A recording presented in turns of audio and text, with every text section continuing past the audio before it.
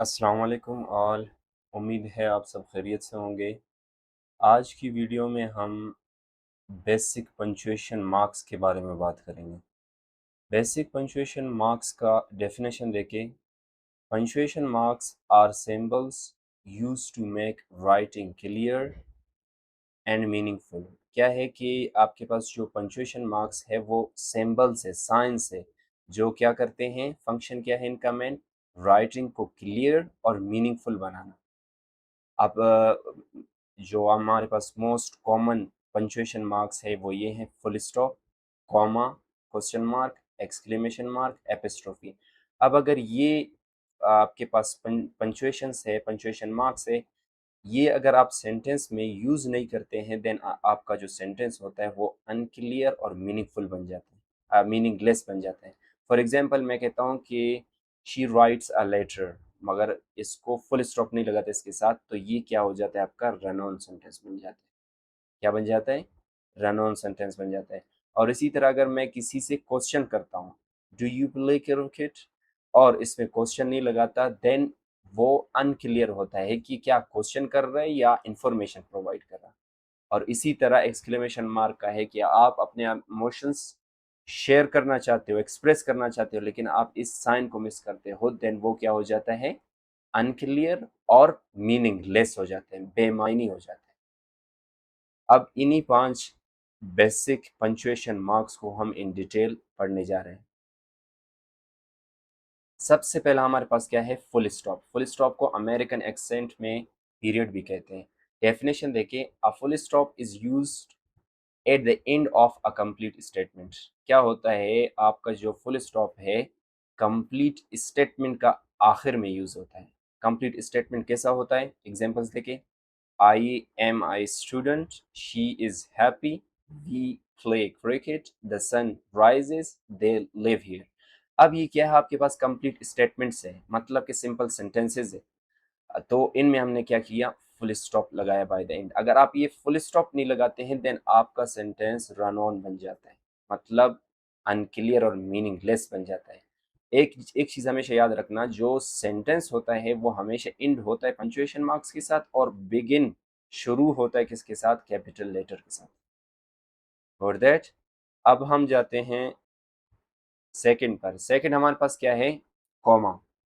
Comma का definition देखिए, a comma separates words, phrases और items in a list. Comma का फंक्शन क्या है, वर्ड्स को, फ्रेजेस को और एटीएम्स को क्या करना, एक दूसरे से अलग करना, सेपरेट करना। जब ये सेपरेट हो जाते हैं देन आपका वो है, राइटिंग है वो क्लियर और मीनिंगफुल बन जाता है। अब एग्जांपल्स देखें, I bought apples, oranges and bananas. यहाँ पे कितने एटीएम से, 3, 1 2 3। अब ये कॉमा यूज हुआ है क्यों, ताकि इनको सेपरेट कर सके। इसी तरह देखो second example, yes I can help you.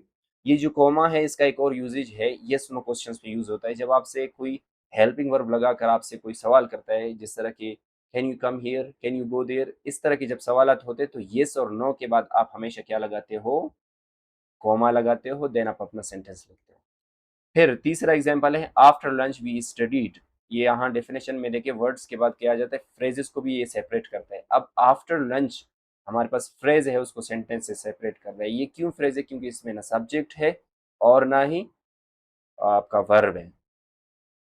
फिर fourth example, Ali come here.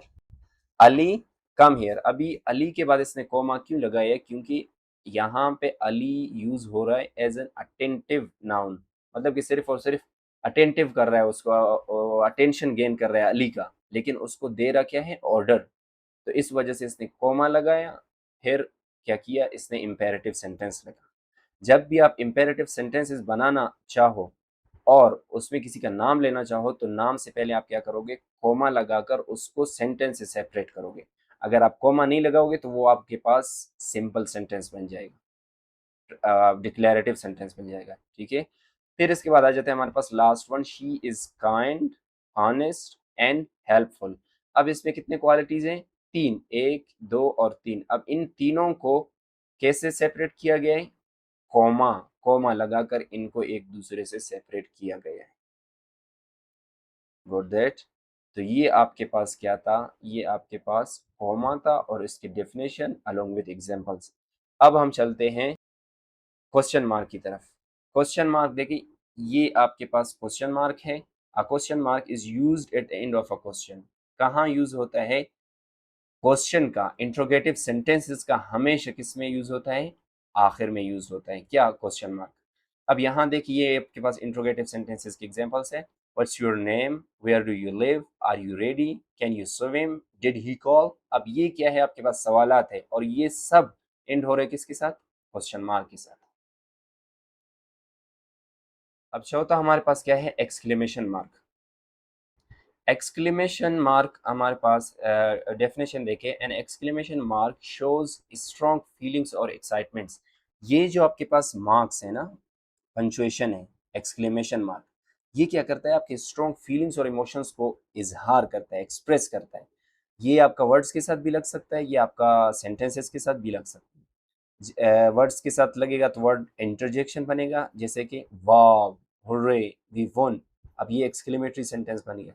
ये जो लास्ट में लगता है, ये शो करता है कि आप कितना एक्साइटेड हो, आपके स्ट्रॉन्ग फीलिंग्स, स्ट्रॉन्ग इमोशंस को इजहार करता है। What a beautiful day. आप देखो, आपने दिन देखा, बहुत आपको अच्छा लगा, आपने एक्सक्लेमेशन मार्क लगाकर आपने अपने स्ट्रॉन्ग फीलिंग्स का को एक्सप्रेस किया। फिर इसी तरह एक्सेलेंट, ये भी शो कर रहा है आपके फीलिंग्स और इमोशंस को। फिर स्टॉप, ये भी क्या है कि आपके स्ट्रॉन्ग इमोशंस, एंगरनेस हो सकता है कि उसको शो कर रहा हो। तो ये क्या आपके पास था? Exclamation mark. अब जो हमारे पास लास्ट वन है वो एपेस्ट्रॉफी है। एपेस्ट्रॉफी को ख्याल करना और एतिहाद से ऊपर लिखना। देखो ये जो यहाँ पे लिखा हुआ है अलीज। अब देखो आई का ऊपर का हिस्से में लिखा हुआ है, नीचे नहीं लिखा हुआ। ठीक है, नीचे लिखोगे गलत हो जाएगा। डेफिनेशन देखो, एन एपिस्ट्रोफी शोज पोजीशन और ओमिटेड लेटर्स। इसके दो फंक्शंस हैं, एक है पोजीशन शो करना और दूसरा है ओमिटेड लेटर्स में यूज होता है, कॉन्ट्रेक्शन में ये ज्यादातर यूज होता है। ओमिटेड लेटर्स को छोड़कर आप बताओ कि कॉन्ट्रेक्शंस में यूज होता है। अब एग्जांपल्स देखो, अलीज बुक। अब जो अली है, बुक है, बुक किसका है? अली का है। ऑन कौन करता है इसको? अली। तो हमने एपिस्ट्रोफी लगाकर बुक लिखा, Ali's book, Sara's bag, don't worry, it's raining, we are ready. अब ये जो तीनों आपके पास क्या है? शॉर्ट फॉर्म से। ये डू नॉट का शॉर्ट फॉर्म है, ये इट इज का शॉर्ट फॉर्म है, ये वी आर का शॉर्ट फॉर्म है। जब हम short forms full short forms लिखते हैं तो हम क्या करते हैं? आपका एपिस्ट्रोफी को यूज करते हैं शॉर्ट फॉर्म्स बनाने के लिए। आई होप लेक्चर आपको समझ आया होगा। अगर कोई कंफ्यूजन है तो आप कमेंट सेक्शन में पूछ सकते हो। बहुत शुक्रिया।